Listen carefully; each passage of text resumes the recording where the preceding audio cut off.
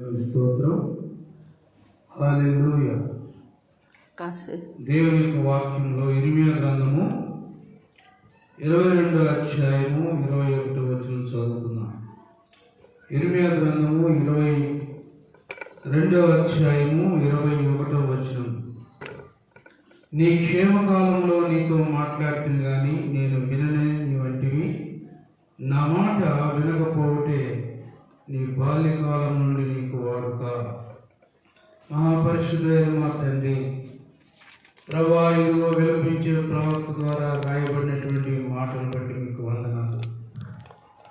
ప్రభువా, నశించిపోవచ్చు ఇశ్రాయేలీయులు, తిరుగుబాటు చేస్తున్నటువంటి ఇశ్రాయేలీయులు, యూదా జనాంగమును ప్రభువా, ఇదిగో మీరు ఐగుప్తు దేశంలో నుండి క్షేమంగా బయటికి తీసుకుని వచ్చి ప్రభా, ఇదిగో మీరు ఏర్పరచుకున్నటువంటి మీ దాసుడు ప్రభా, మీ ప్రవక్త మోషే అహరోను బట్టి ప్రభా, ఇదిగో నేను వారిని ఎంతగానో మీరు ప్రేమించి సురక్షితంగా వారిని బయటికి తీసుకొచ్చినందుకే నీకు వందనాలు.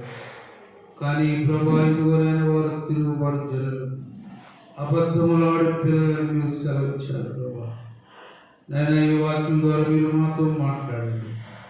యేసు నామమున అడిగి ప్రార్థన చేస్తూ ఉన్నాము తండ్రి, ఆమేన్. దేవుని యొక్క వాక్యంలో ఇర్మియా గ్రంథము 22వ అధ్యాయము 21వ వచనంలో మనం చదువుకున్నటువంటి భాగంలో, నీ క్షేమకాలంలో నీతో మాట్లాడుతుంది కానీ నేను వినని నీ వంటివి. దేవుడు మనల్ని అన్ని బాగా ఉన్నప్పుడే దేవుడు మనతో మాట్లాడతాడు. క్షేమంగా ఉన్నప్పుడే దేవుడు మనకు దేవుని స్వరం వినిపిస్తాడు. రక్షణ మార్గం దేవుడు మనకు దయచేస్తాడు. రక్షించబడాలని దేవుడు కోరుకుంటున్నాడు. క్షేమంగా ఉండాలి. అప్పుడే అన్ని అవయాలు బాగున్నప్పుడే ప్రభువును వెంబడించాలని దేవుని యొక్క వాక్యము సెలవిస్తాము. నీ క్షేమకాలంలో నీతో మాట్లాడితే కానీ నేను విననని నీ వంటివి. నాకు అవసరం లేదు, నేను వినను.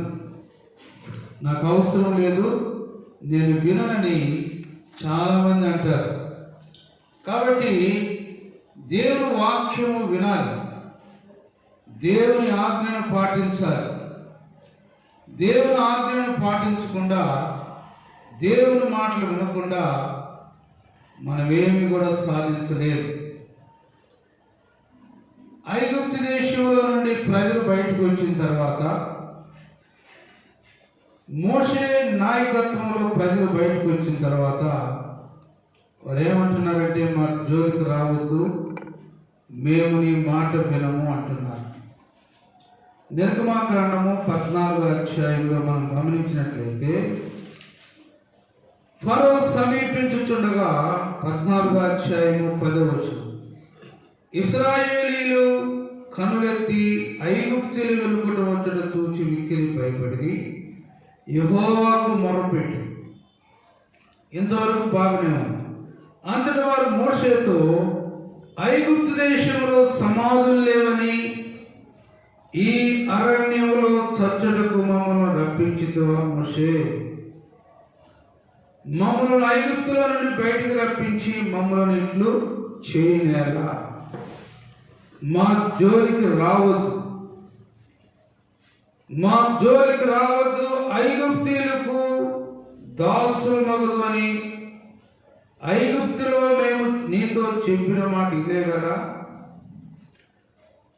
ముందుగానే చెప్పాము, నేను మాట వినము, మాకు సంబంధం లేదు, మా జోలికి రావద్దని కూడా మేము చెప్పాము.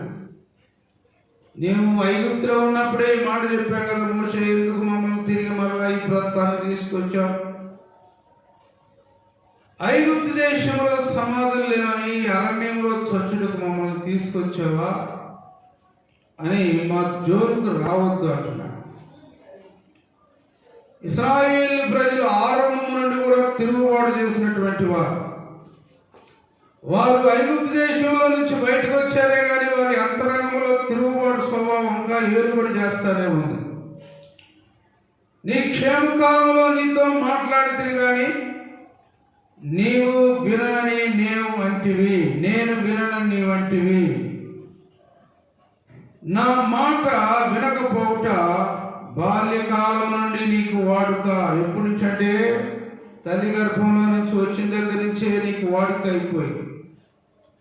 నీ మాట నాకు అవసరం లేదు, నీ వాక్యం మాకు అవసరం లేదు, నీ సన్నిధి మాకు అవసరం లేదు, నీ నిబంధన మాకు అవసరం లేదయ్యా, మా జోలికి రావద్దు అన్నారు ఐగుప్తు దేశంలో సమాధులు లేవని ఈ అరణ్యంలో చచ్చుడికి మమ్మల్ని తీసుకొచ్చావా మోషే? తిరుగుబాటు చేసేటువంటి స్వభావం. యెషయా గ్రంథము 30వ అధ్యాయము 9వ వచనంలో మనం గమనిస్తే దేవుని యొక్క వాక్యము లోబడనల్లని ప్రజలకు శ్రమ అని రాయబడి ఉంది. 30వ అధ్యాయము 1వ వచనంలో లోబడనల్లని ప్రజలకు శ్రమ. దేవుడు నీతో మాట్లాడినప్పుడు, నీకు సమయం ఇచ్చినప్పుడు, నీకు అవకాశం ఇచ్చినప్పుడు నీవు ఆయన మాట వినకపోతే నీకు శ్రమ, నీకు కష్టాలు అంటున్నాడు.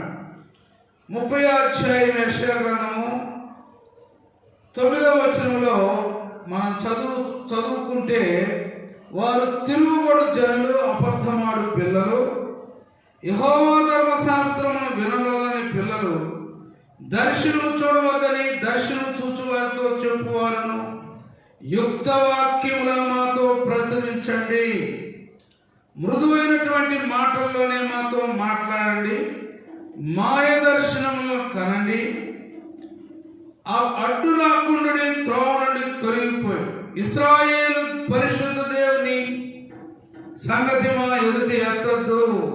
చూసే అలాంటి మనసు కలిగినటువంటి వారు బాల్యకాలం నుండే వారిలో ఈ మాటలు బయలుదేరి చనుబాలుతోనే వీరి జీవితాల్లో తిరుగుబాటు స్వభావం కనబడుతూ ఉందన్నమాట.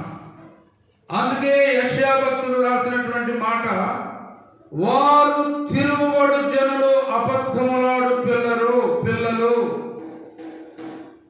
దర్శనము చూడవద్దు, యుక్త వాక్యములే మంచి వాక్యములే మాకు బోధించండి, ఖండించద్దు, హెచ్చరించద్దు, మాకు ఎలాంటి ఖండితమైనటువంటి వాక్యాలు మాకు అవసరం లేదు, మృదువైనటువంటి మాటలే మాకు కావాలి, అంతే, దానిలో నీకు ఉద్యోగం లేదు.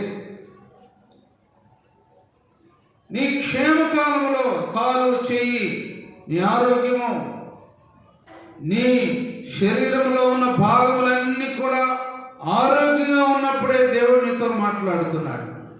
లోబడి ఆయన మాటకు విధేయుడైతే పరలోక రాజ్యం చేరుకుంటాం, దేవుని ఆశీర్వాదాలు పొందుకుంటాం ఈ భూలోకంలో.